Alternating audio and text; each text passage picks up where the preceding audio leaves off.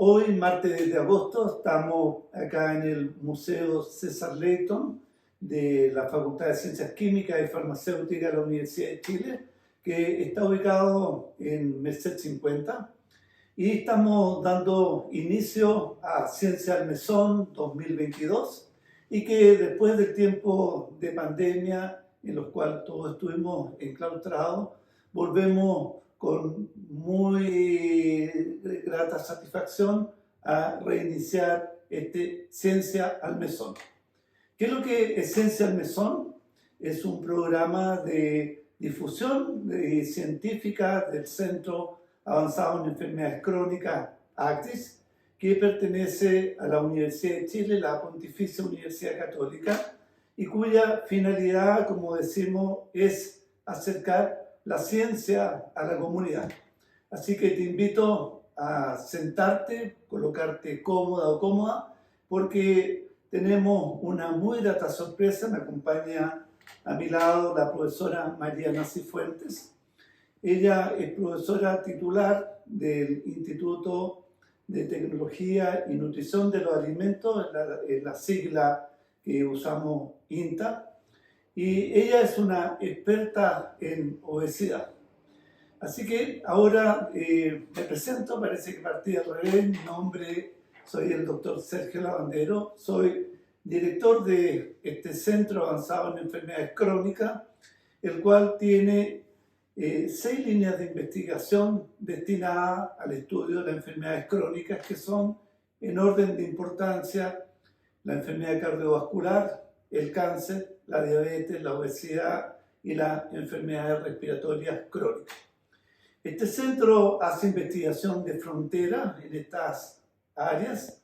Segundo, nos dedicamos a formar a la nueva generación de científicos. Y un aspecto muy importante, el que estamos realizando ahora, es difundir o divulgar el conocimiento científico de los laboratorios hacia la comunidad.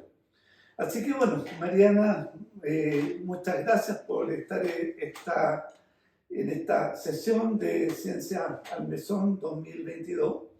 Bueno, y recordemos, tú eras estudiante de Química y Farmacia de la Universidad de Chile. Hiciste después un doctorado en nutrición en Rutgers en Estados Unidos. Volviste y que te integraste al INTA. Bueno, y un poco, ¿quién es Mariana Cifuentes como persona y como científica? Bueno, antes que nada, muchas gracias, Sergio, y por la oportunidad de estar en este precioso lugar. No había tenido la oportunidad de estar en este rincón del edificio, y la última vez que estuve aquí fue cuando nos graduamos de la generación de químicos farmacéuticos, así que es precioso. Me trae sentimientos encontrados ver todos estos instrumentos a mi lado. Y bueno, ¿quién soy yo? Como profesionalmente, ya lo dijiste, químico farmacéutica, me dedico. Mi interés principal es conocer los mecanismos asociados a la obesidad y a las enfermedades que se derivan de la obesidad.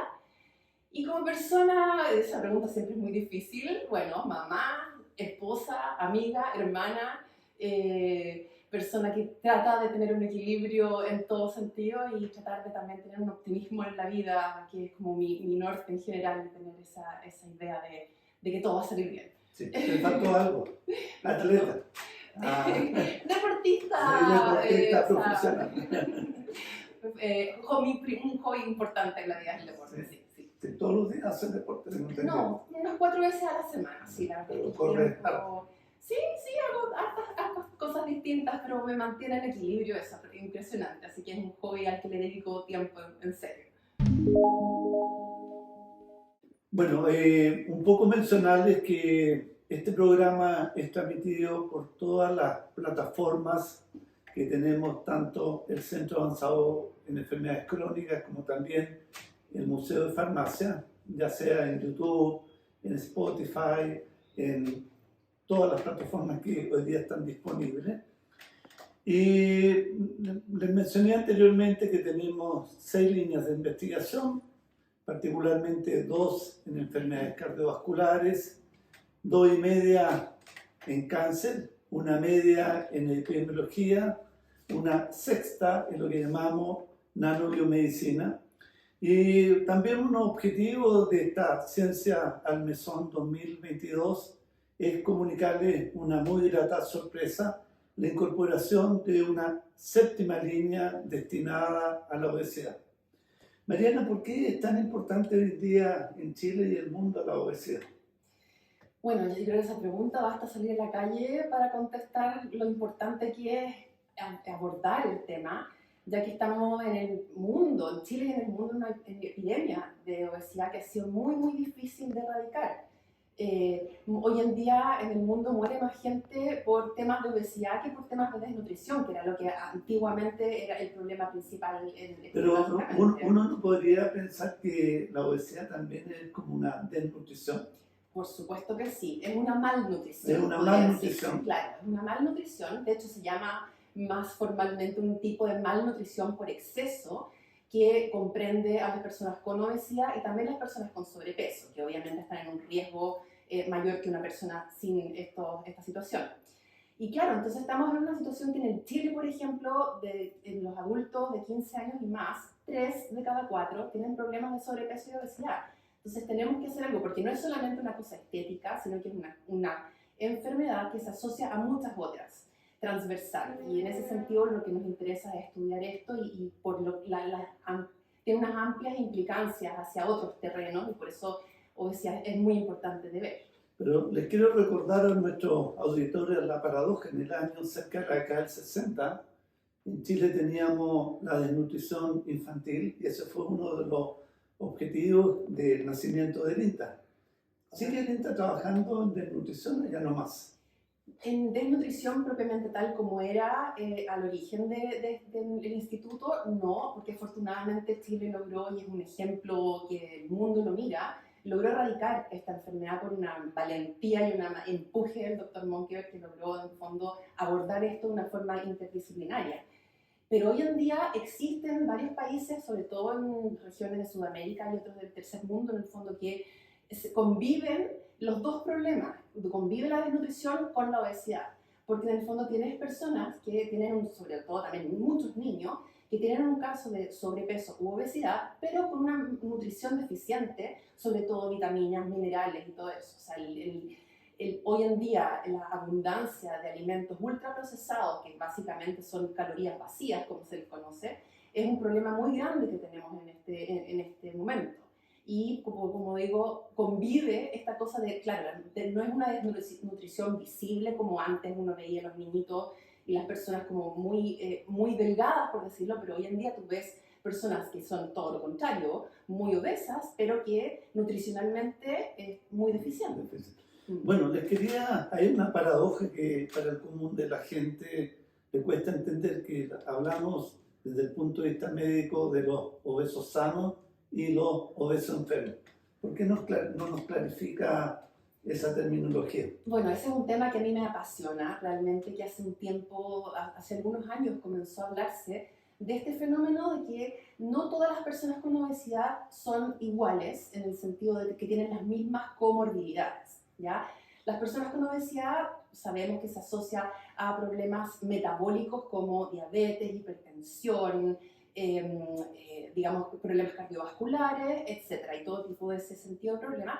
Y otros problemas que son problemas psicológicos, por supuesto estéticos, por supuesto de locomoción, para dormir y cosas incómodas del día a día. Entonces, como que diferenciamos un poco que, claro, la persona con obesidad tiene muchos problemas, pero cuando miramos la parte digamos, de cardiometabólica, metabólicamente, existen dos grupos de personas, que son las metabólicamente no sanas y las metabólicamente sanas. Pero aclaremos el término, que es metabólico. Claro, lo metabólico, por ejemplo, una persona metabólicamente con obesidad metabólicamente sana, se refiere a que la persona tiene, por ejemplo, perfil lipídico normal, no tiene resistencia a la insulina, no tiene hipertensión, tiene su glicemia normal y todo ese cuadro en el fondo hace que la persona sea con su metabolismo sano. En ese sentido, en el fondo, lo que se conoce como el síndrome metabólico, la persona no tiene, bueno, hay distintas definiciones de esto, por eso es que hay una dificultad que hemos tenido en la ciencia para ponernos de acuerdo del concepto, todavía eso no está,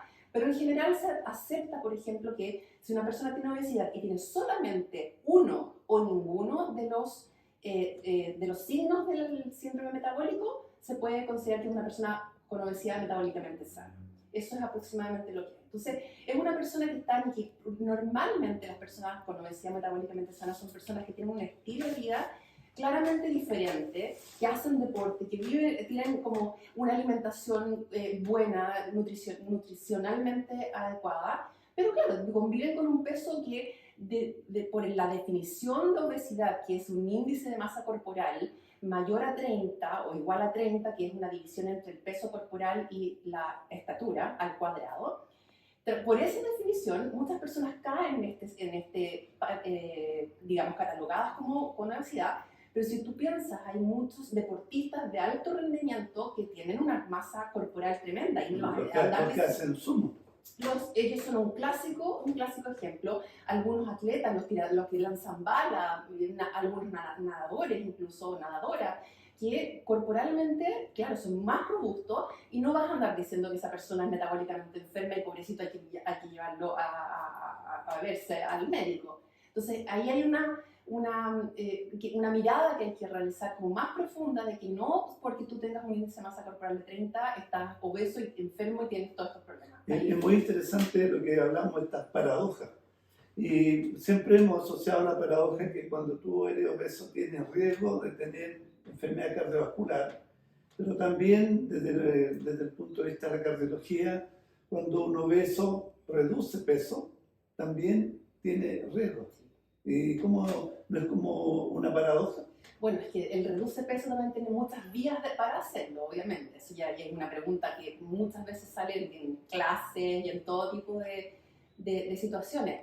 Sí, hay varias paradojas con lo de el fondo, cuando tú miras y generalizas, obviamente caes en problemas de que una persona también que ha adelgazado muy rápido también tiene riesgo. Hay estudios incluso que, volviendo al tema de los obesos metabólicamente sanos, los hacen bajar de peso y a veces pierden una especie de equilibrio en el que están y se vuelven más insulino resistentes.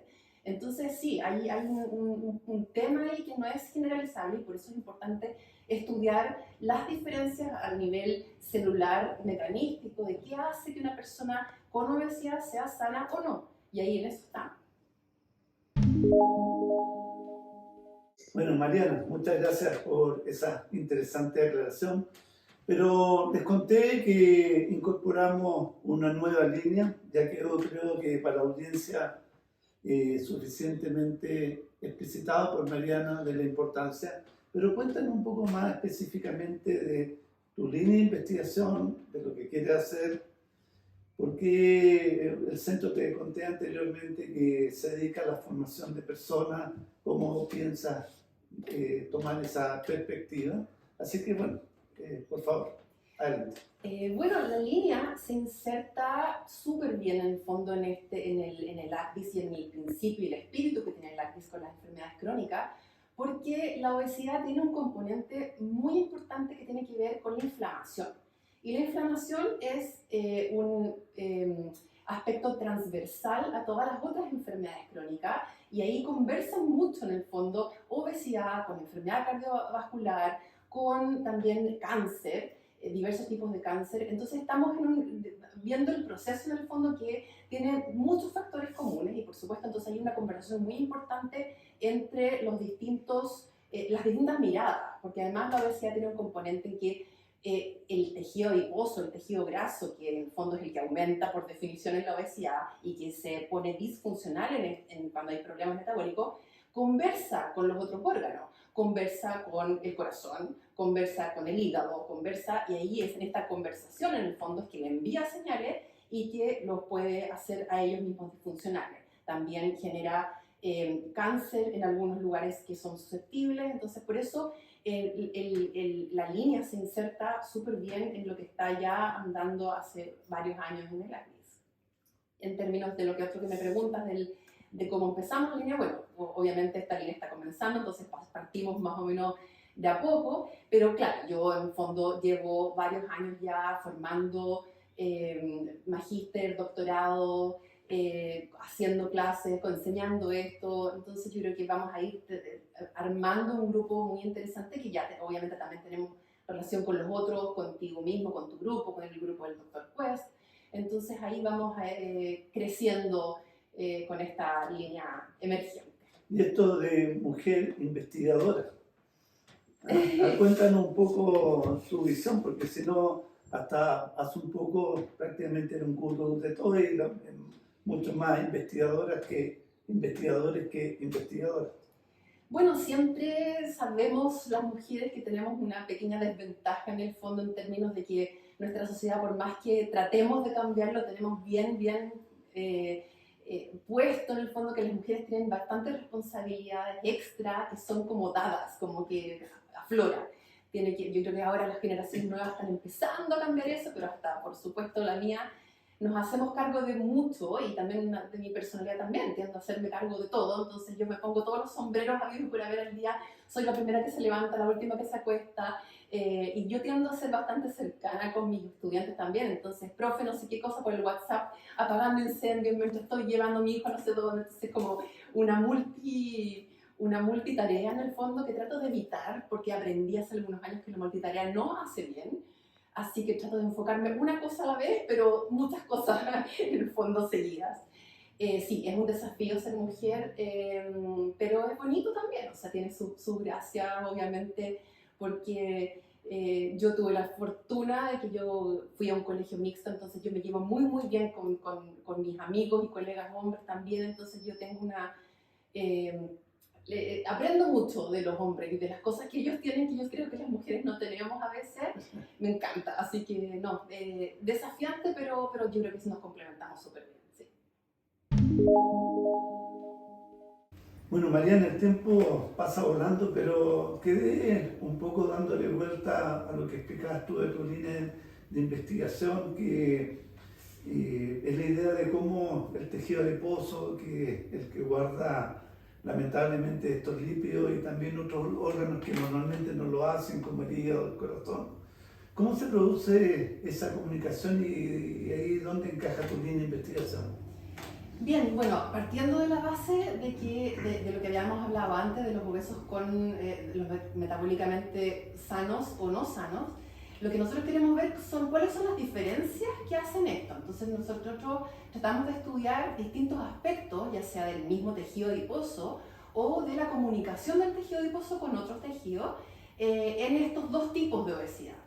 Entonces, recientemente, a mí me encantan estas cosas que como que rompen paradigmas, o sea, por ejemplo, la obesidad sana es ciertamente una ruptura de paradigma, y recientemente ha habido una especie de revolución en cómo vemos la endocrinología, porque de las clásicas hormonas, o como a todos nos enseñaron que funciona la comunicación endocrina, es decir, en el fondo de un órgano a otro en el organismo, existe ahora un nuevo método o mecanismo que tiene, o sea, no es nuevo, es nuevo para nosotros porque recién lo descubrimos, que se trata de una comunicación entre distintos tipos de órganos o bien células, que es a través de unas especies de partículas, unas que se llaman vesículas, se llaman exosomas, que básicamente son como paquetitos que producen las células y que van destinados a otras células.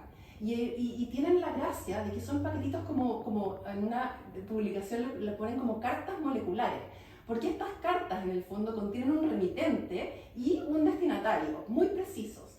Y así entonces, por ejemplo, el tejido adiposo como remitente puede mandarle esta cartita molecular llamada exosoma al hígado, por ejemplo, y si es un tejido adiposo sano, le manda cosas buenas al hígado para que el hígado se porte bien. Y si es un tejido adiposo enfermo, de una obesidad metabólicamente enferma, le manda todo tipo de cosas inflamatorias y al hígado para que el hígado empiece a secretar, a producir mucha glucosa y para que la persona se vuelva insulino resistente o diabética.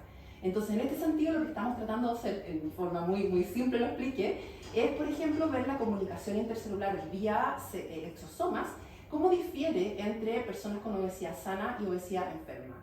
Y ese es uno de los aspectos que más me está fascinando en este momento y que queremos en el fondo incorporar. Y claro, y estos exosomas también pueden comunicar en una persona con obesidad hacia el sistema cardiovascular, hacia células que producen, digamos, que pueden producir cáncer en los órganos. Y así entonces podemos asociar vía este mecanismo la obesidad con otras enfermedades crónicas. Escucha, qué interesante, me gustó eso las cartas. Pero estamos en agosto, ¿no es cierto? Probablemente tuvimos la pandemia. Entonces, dos preguntas. ¿Cómo la pandemia influyó en la obesidad, si es que hubo algún impacto.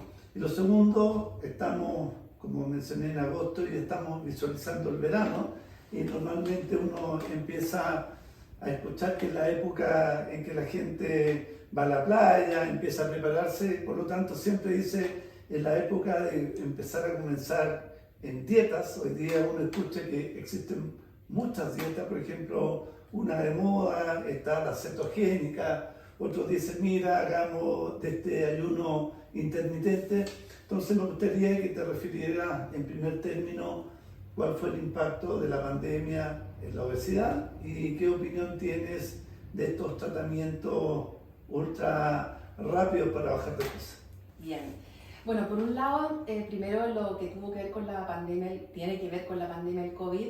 En la obesidad ahí se vio una vez más cuán relevante es, porque en el fondo en esta cosa de comunicarse en el organismo, que la obesidad tiene implicancias en otros lugares, claramente las personas que tenían COVID y tenían obesidad la pasaron mucho peor. O sea, el riesgo de que COVID se complicara o bien fallecieran las personas era mucho mayor cuando entraban con obesidad, porque básicamente COVID tiene todo un componente inflamatorio y las personas con obesidad llegan así, con esto ya alterado. Entonces, en ese sentido, la obesidad una vez más mostró ser un problema importante porque se agravó mucho con el COVID.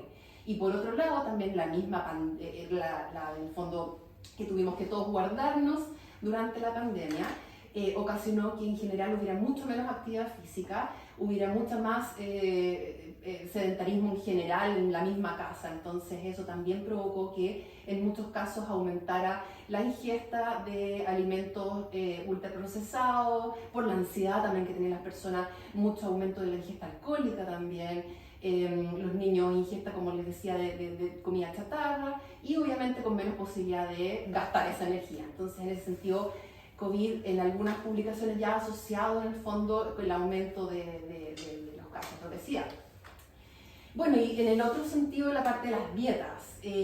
Bueno, yo siempre obviamente abogo porque la dieta es un estilo de vida, entonces, y no la dieta restrictiva, sino que la buena alimentación es un estilo de vida y cualquier cosa que se haga con un propósito inmediato, obviamente conduce al fracaso. Y todas las dietas rápidas y todo lo que se inventa, finalmente es algo que causa mucho más perjuicio que beneficio, porque no son compatibles con un estilo de vida que pueda permanecer y que sea saludable, y que sea en el fondo, las dietas muy restrictivas te ponen mal genio, te pasa ya hambre, lo pasas pésimo, entonces no quieres hacerlo. Con respecto, me quiero referir a la que tú mencionas del ayuno intermitente. Nosotros tenemos un estudio que está en este momento cursando con respecto al ayuno intermitente precisamente, que se trata así, para que todos nos pongamos en la misma página, es que tú tienes ventanas de comer durante el día. O sea, nosotros en nuestra cultura tiende a comer súper desordenado. Y eso ahora también se empieza a topar con un tema que también me apasiona, que es en el fondo la crononutrición y en general la cronobiología, que tiene que ver con cómo nuestros organismos son completamente distintos en la mañana, en la tarde, en la noche y la madrugada. Nosotros como organismo fluctuamos en todo lo que nos pasa durante el día porque nos adaptamos al ciclo luz-noche. Pero nuestra vida occidental en el fondo tenemos mucha alteración de eso, la luz artificial, las pantallas, los trabajos por turno nocturnos, los viajes transatlánticos, etcétera, y un largo etcétera, que todo eso se asocian a enfermedades metabólicas. Entonces, lo que intenta hacer el ayuno intermitente es un poco ordenar la ingesta con las horas del día, en el fondo. O sea, tú comes durante las horas del día y no comes un largo periodo durante la noche. Hay distintas modalidades, 8 horas de comer, 16 de no comer, etcétera, etcétera, que esa es la que estamos aplicando en nuestro estudio. Y yo espero que esto traiga muchos beneficios para nuestros obesos metabólicamente no sanos. Una pregunta personal, ¿tú haces ayuno intermitente? Yo me despierto muy temprano y desayuno temprano, entonces no me funciona resulta. Pero sí, yo no como a deshora. Eso es algo que es parte de mi vida hace mucho no picoteo. Yo creo que el picoteo es algo realmente insano. Sí, eso complica. Y entonces yo dejo no sé, yo desayuno a las 6 de la mañana y no como hasta las 12 nada. Entonces yo tengo esos periodos largos durante el día y como 3 veces al día. Entonces tengo durante el día largos periodos y ahí... Bueno, estamos conociendo los secretos de la doctora Cifuentes a través de Ciencia al Mesón 2022. ¿Desde cuándo tendríamos que empezar a cuidarnos? ¿Desde que somos en la juventud o mucho antes? Mira, desde la mamá que tiene al bebé o al feto en gestación, es que ella tiene que empezar a cuidarlo. Así que desde que la concepción básicamente, incluso de antes, porque hay evidencia que dice que tanto el padre como la madre aportan digamos, posibles riesgos por sus propios. Ya, pero dejémoslo para otro programa, por favor. Hay mucho que hablar. Bueno, cambió un poco el escenario. Aquí me colocaron una botella de opio, pero también aquí a mi lado tenemos lo que llamamos una balanza analítica. Y es fascinante venir al Museo de Farmacia, los dejamos cordialmente invitados y a medida que hagamos estas sesiones de Ciencia al Mesón 2022, les vamos a ir mostrando distintos lugares de este museo y también equipos. Esta es una balanza que en realidad se comenzaron a utilizar hace mucho tiempo atrás, en la época de los egipcios, romanos, porque en ese entonces se usaba como una forma de evaluar los intercambios que se hacían entre las distintas personas. Sin embargo, desde el punto de vista científico, usamos la balanza para determinar lo que llamamos la masa de un cuerpo, una sustancia. Y normalmente aquí hay algo que la gente siempre confunde, dice peso. Hay una diferencia entre peso y masa, así que se los dejo como tarea para que averigüen cuál es la diferencia entre masa y peso.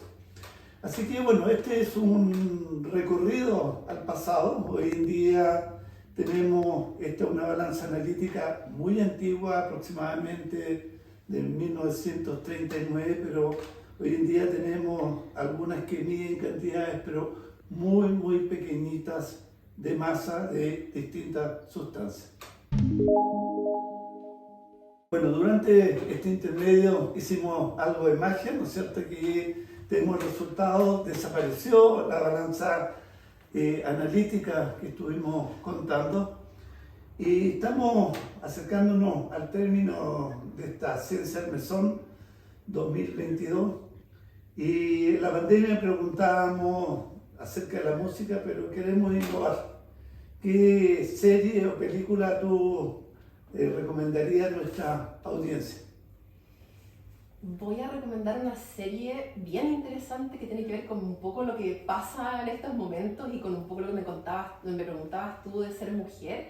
Es una serie danesa que es como un drama político que se llama Borgen, no sé cómo se pronunciará, pero Borgen es como se escribe, y trata de una mujer que llegó a ser primer ministro allá, pero claro, está todo el drama político, de las lealtades, de los principios, de cómo las personas en el fondo tienen que a veces traicionar sus propias creencias por compromisos por otro bien.